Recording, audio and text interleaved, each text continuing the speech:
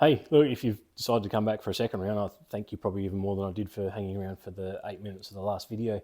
Um, I think in this video, I just want to talk a little bit about, I guess, my understanding of Duchenne muscular dystrophy and what I've learned in the last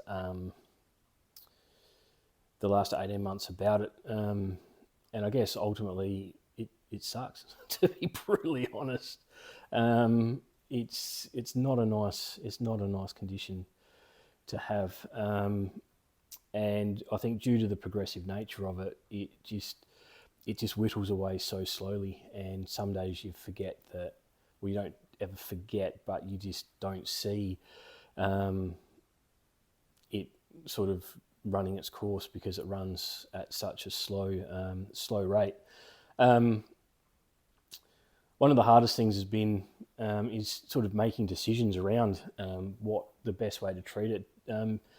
Duchenne's is incurable. There's no cure at the moment. The mortality rate is 100%. So it's not a good one to be told that your child has.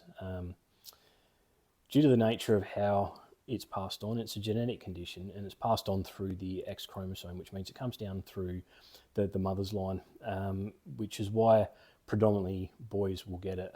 Around about, depending on what you read, anywhere between about 3,500 to 5,000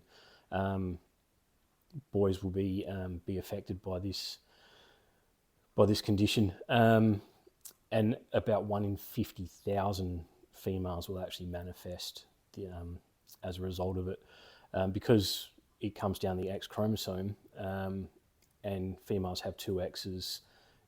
They're carriers, but not always manifesting with it.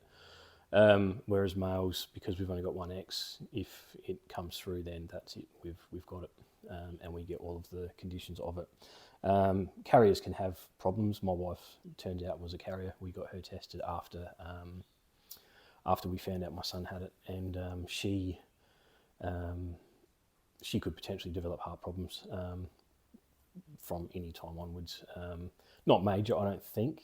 Again, I don't know a lot about it, and please don't take any of this as medical advice. This is just me, a dad of a son, a child with Duchenne, talking about my experiences and how I'm feeling. So it's incurable, and there is very little that can be done for it apart from really, I think, steroids.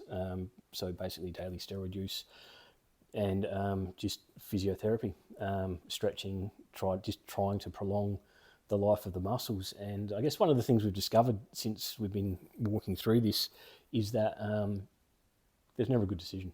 You can't, with this, you cannot make a good decision. You can make the best possible decision that you can make right now in this exact moment, but you can't produce a good decision. For example, steroids. It's the only thing that will stop, or it either stops or slows down the bending of the spine. So one of the problems with DMD is if there's no steroid use, then the muscles of the spine obviously weaken and the spine then starts to bend, and they develop scoliosis, which will 99% of the time require an operation. So on top of DMD, they've got to have an operation on their spine to straighten that out and correct it. And I'm assuming put rods and things like that, I don't know. So you got this whole problem of, well, if you don't give them steroids, this is what they're going to do. And studies have shown that the boys that don't have steroids, they will often end up in wheelchairs quicker. They'll develop the cardiomyopathy or the lung problems quicker. And so putting them on steroids seems like a good idea. But you put them on steroids, and of course, prolonged steroid use, it weakens bones. And therefore causes fractures easier. So you've got this child who, if they don't exercise their muscles enough, they don't use them often enough, they start to atrophy, and then they don't get that movement back again. Whereas they use them too much, and they don't repair properly. So you got all of these, looks good on this side, but then it looks bad on that side, and then it looks bad on that side, but it looks worse on that side. And you just can't, it feels like sometimes in this whole catch-22, the whole way through, you're constantly making these decisions of like, I want to do the best thing for my child, but it's, yeah, and it's just in this point in time, like I said, it feels like there's very few decisions you make that don't have some sort of negative side effects. So I was talking about steroids, and the problem with steroids are they'll weaken bones quicker, therefore it's more likely, and I think it's something like 25% increased chance of people that use, the DMD guys that use steroids will break a bone.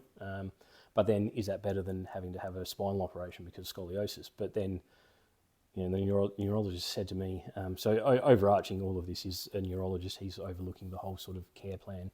And he said to me, the problem you face is if your son breaks a bone in his leg, for example, they can't just cast it like normal, because if he doesn't walk for 6 weeks, he's never going to walk again. So it's this real whole like catch-22 of, well, what's the best decision? So yeah, it's conundrum, and I'm sorry if you think this is all doom and gloom. I'm not going to make all of these videos doom and gloom. I'm just trying to paint a realistic picture of like sort of the life of a family that has a child with DMD, and we've only got one. A lot of families out there where I've read blog posts and things like that, and all of their sons have got this. Just because you get the first or the second child doesn't mean you're not going to get subsequent boys with this as well. So, you know, we've got one boy and one girl, and we're not going to have any more kids just because we don't want to run the risk of this coming through again. But you know, there's families out there that are dealing with this in multiple children, and my heart just breaks for them. It's heart-wrenching. So yeah, so I'm sorry if it feels like doom and gloom at the moment. Not all of these videos are going to be. Look, there are so many positives that we're learning through this sort of travesty as well. So I will be sharing those. So don't think this is going to be every video is just going to suck the life out of you, because that's not the plan.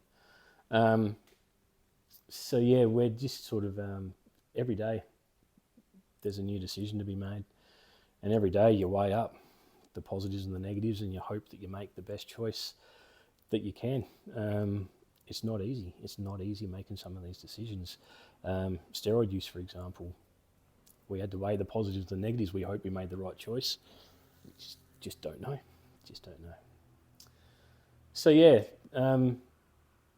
I guess that's a little bit more about DMD. Gives you a little bit more of a, I guess, insight into what it's like. It's difficult making some of these decisions. But yeah, I think we'll pause there again, and I'll come back soon with another video.